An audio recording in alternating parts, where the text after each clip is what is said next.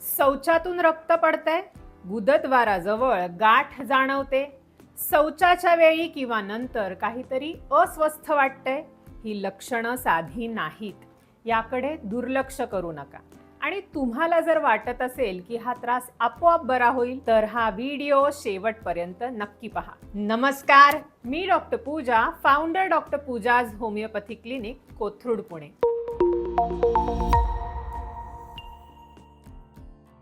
कधी शौचाला गेल्यावर कमोडमध्ये किंवा टिश्यू पेपरवर ताजं लाल रक्त दिसतं, तर कधी गुदद्वाराच्या भागात अस्वस्थपणा, जळजळ किंवा काहीतरी अडथळा असल्यासारखं वाटतं. ही लक्षणं इंटरनल हिमोरॉइड्स म्हणजेच अंतर्गत मूळव्याध असण्याची शक्यता दर्शवू शकतात. वास्तविक पाहिलं तर भारतामध्ये लाखो लोक या समस्येने त्रस्त आहेत, पण लाज, संकोच किंवा भीतीमुळे अनेक जण डॉक्टरांकडे जात नाहीत आणि हा त्रास वर्षानुवर्षे सहन करत राहतात. मूळव्याध ही गुदद्वाराशी संबंधित सर्वात सामान्य समस्या आहे. अंतर्गत मूळव्याध म्हणजेच इंटरनल हिमोरॉइड्स हे रेक्टमच्या आत असतात आणि सुरुवातीच्या टप्प्यात बहुतेक वेळा वेदना रहित असतात. म्हणूनच अनेकांना वाटतं दुखत नाही म्हणजे काही गंभीर नाही. आणि हाच सर्वात मोठा गैरसमज आहे. जर या लक्षणांकडे दुर्लक्ष केलं तर पुढे रक्तस्राव वाढू शकतो, गाठ बाहेर येऊ शकते आणि अशक्तपणा जाणवू शकतो. आणि काही वेळा शस्त्रक्रियेची गरजही लागू शकते. म्हणून early detection and timely treatment अत्यंत महत्त्वाचे आहे. वेळेवर निदान आणि योग्य उपचार घेतल्यास गुंतागुंत टाळता येते, कॉम्प्लिकेशन्स कमी होतात आणि भविष्यातील त्रास कमी होऊ शकतो. या व्हिडिओमध्ये आपण मूळव्याधाची 7 अत्यंत महत्त्वाची लक्षणं जाणून घेणार आहोत, जी तुम्ही कधीही दुर्लक्षित करू नयेत. आणि सोबतच बघणार आहोत हा त्रास मुळापासून बरा करण्यासाठी वापरली जाणारी अत्यंत लाभदायक होमिओपॅथिक उपचार पद्धती. चला सुरुवात करूया. नंबर 1, शौचाच्या वेळी ताजे लाल रक्त येणे, ब्राईट रेड रेक्टल ब्लिडिंग. सर्वात पहिलं आणि मूळव्याधाचं सर्वात सामान्य लक्षण म्हणजे शौचाच्या वेळी येणारं ताजं लाल रंगाचं रक्त, फ्रेश ब्लिडिंग. हे रक्त साधारणपणे फ्रेश ब्राईट रेड असतं. काही रुग्णांमध्ये ते टिश्यू पेपरवर दिसतं किंवा काहींमध्ये कमोडवर थेंब थेंब पडतं, तर काही जणांमध्ये जोरात संडास झाल्यानंतर धार स्वरूपातही येऊ शकतं. हे रक्त शौचाच्या वेळी, शौचानंतर किंवा क्वचित शौचाच्या अगोदरही दिसू शकतं.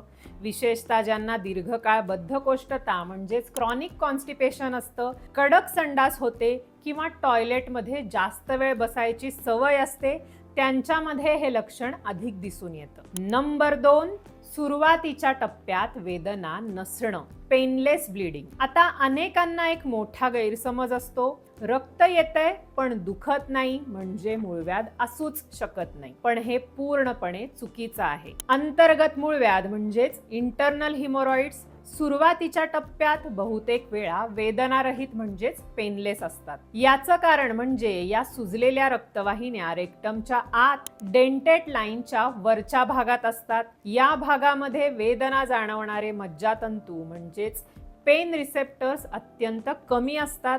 त्यामुळे रक्तस्राव होत असला तरी सुरुवातीला वेदना जाणवत नाहीत. म्हणूनच अनेक रुग्ण वर्षानुवर्ष हा त्रास दुर्लक्षित करतात. लक्षात ठेवा, पेनलेस ब्लीडिंग म्हणजे सुरक्षित ब्लीडिंग नाही. संडास करताना वारंवार रक्त येत असेल, जरी वेदना नसल्या तरी त्याची योग्य तपासणी करून घेणं अत्यंत आवश्यक आहे.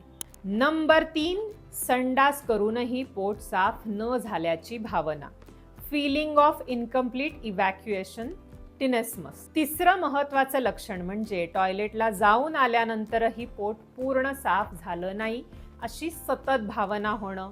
वैद्यकीय भाषेत याला टिनेस्मस असं म्हणतात. अनेक रुग्ण सांगतात, डॉक्टर, टॉयलेट करून आलो तरी पुन्हा लगेच टॉयलेटला जावंसं वाटतं. असं वाटतं की काहीतरी अजून बाकी आहे. हे का होतं? कारण अंतर्गत मूळव्याधाच्या सुजलेल्या रक्तवाहिन्या रेक्टमच्या आत जागा व्यापतात आणि सतत दाब म्हणजेच प्रेशर निर्माण करतात. त्यामुळे मेंदूला असा संदेश मिळत राहतो की अजून पोट व्यवस्थित साफ झालेलं नाहीये, काहीतरी अजून आत बाकी आहे, जरी प्रत्यक्षात आतडं रिकामं झालेलं असलं तरी. यामुळे रुग्ण वारंवार टॉयलेटला जातो, पुन्हा पुन्हा जोर लावतो आणि हा अतिरिक्त ताण मूळव्याध आणखी वाढवू शकतो. म्हणूनच जर तुम्हाला शौचानंतरही पोट साफ न झाल्यासारखं वाटत असेल, वारंवार टॉयलेटला जावं लागत असेल किंवा सतत गुदद्वारात दाब जाणवत असेल, तर हे अंतर्गत मूळव्याधाचं महत्त्वाचं लक्षण असू शकतं आणि त्याकडे दुर्लक्ष करू नका. नंबर 4, गाठ बाहेर येणं, प्रोलॅप्स ऑफ हिमोरॉइड्स. चौथं महत्त्वाचं लक्षण म्हणजे मूळव्याधाची गाठ शौचाच्या वेळी बाहेर येणं, प्रोलॅप्स. जसजसे इंटरनल हिमोरॉइड्स आकाराने वाढतात, तसे हे सुजलेले हिमोरॉइडल टिश्यूज गुदद्वारातून बाहेर येऊ लागतात. हे कोणत्या स्टेजमध्ये कसं दिसतं ते समजून घेऊ. ग्रेड 1 हिमोरॉइड्स, या स्टेजमध्ये गाठ पूर्णपणे आतच असते, ती कधीही बाहेर येत नाही. ग्रेड 2 हिमोरॉइड्स, शौचाच्या वेळी गाठ बाहेर येते, पण शौच झाल्यानंतर किंवा उभं राहिल्यानंतर ती आपोआप पुन्हा आत जाते. ग्रेड 3 हिमोरॉइड्स, या स्टेजमध्ये गाठ बाहेर येते, पण ती स्वतः आत जात नाही, रुग्णाला हाताने हलकेच आत ढकलावी लागते. ग्रेड 4 हिमोरॉइड्स, ही सर्वात गंभीर अवस्था असते, गाठ कायम बाहेरच राहते, हाताने आत ढकलण्याचा प्रयत्न केला तरी ती आत जात नाही. प्रोलॅप्स झालेला मूळव्याध केवळ त्रासदायक नसतो, तर बसताना, चालताना, कपड्यांचं घर्षण झाल्यावर सतत अस्वस्थता, जळजळ आणि इरिटेशन निर्माण करतो. अशी लक्षणं दिसत असतील तर डॉक्टरांचा सल्ला शक्य तितक्या लवकर घेणं आवश्यक आहे. नंबर 5, चिकट स्त्राव, म्युकस डिस्चार्ज. 5वं महत्त्वाचं लक्षण म्हणजे गुदद्वारातून चिकट स्त्राव म्हणजेच म्युकस डिस्चार्ज येणे.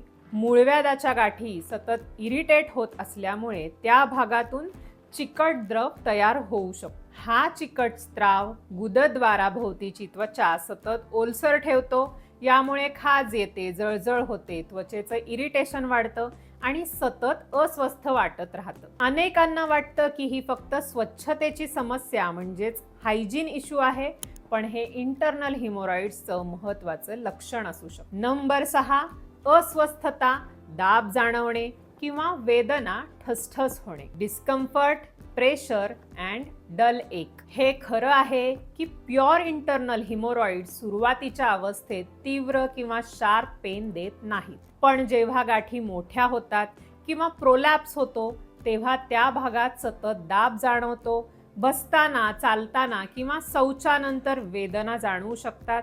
काही रुग्णांमध्ये या बाहेर आलेल्या गाठींमध्ये रक्ताची गुठळी म्हणजेच ब्लड क्लॉट तयार होऊ शकतो. यालाच थ्रॉम्बोस्ड हिमोरॉइड्स किंवा थ्रॉम्बोस्ड पाईल्स म्हणतात. या अवस्थेमध्ये अत्यंत तीव्र, अचानक आणि असह्य वेदना होतात.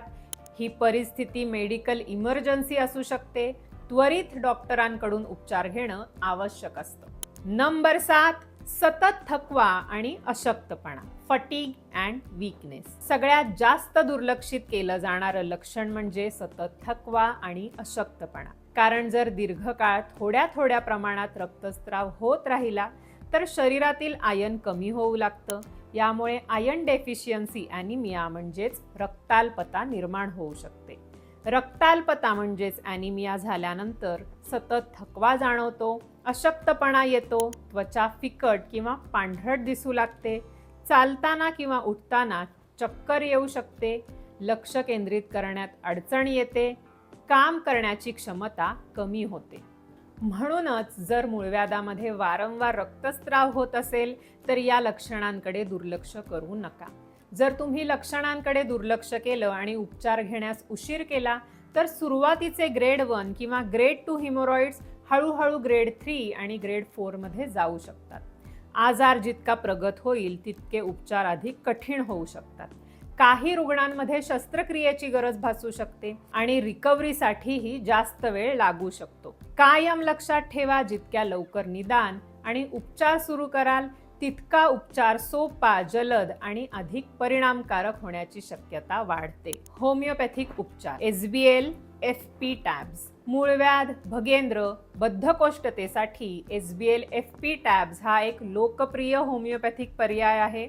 याचे प्रमुख फायदे: वेदना, जळजळ आणि खाज कमी करण्यास मदत, रक्तस्राव आणि सूज कमी करण्यास सहाय्य, बद्धकोष्ठता कमी करून शौचास होणारा ताण म्हणजेच स्ट्रेनिंग कमी करण्यास मदत, एनल फिशरमध्ये होणारी जळजळ आणि अस्वस्थता कमी करण्यास उपयोगी. यामध्ये हेमिमॅलिस, ॲस्क्युलस हिप आणि एलोसोकोट्रिना यांच्यासारखी प्रसिद्ध होमिओपॅथिक औषधं आहेत, जी मूळव्याधाच्या विविध लक्षणांवर कार्य करतात.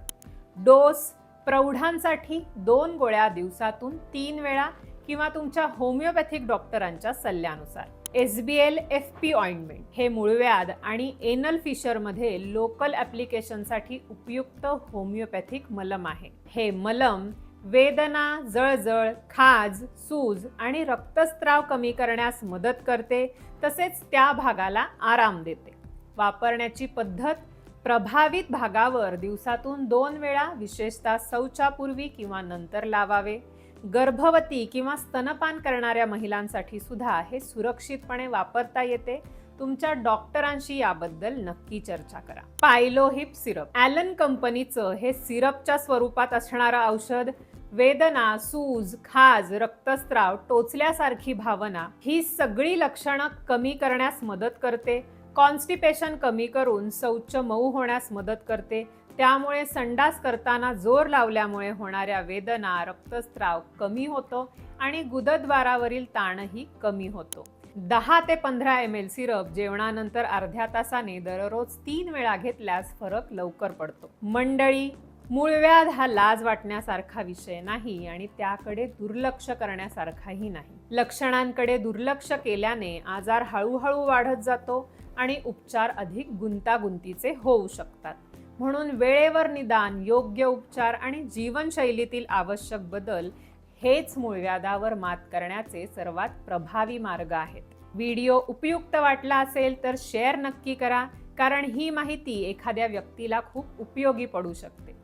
अशाच वैज्ञानिक, विश्वासार्ह आणि सोप्या भाषेतील आरोग्यविषयक माहितीसाठी चॅनलला सबस्क्राईब करून मला आणि माझ्या टीमला प्रोत्साहन नक्की द्या. पुन्हा भेटू एका नवीन आणि उपयुक्त आरोग्यविषयक माहितीसह.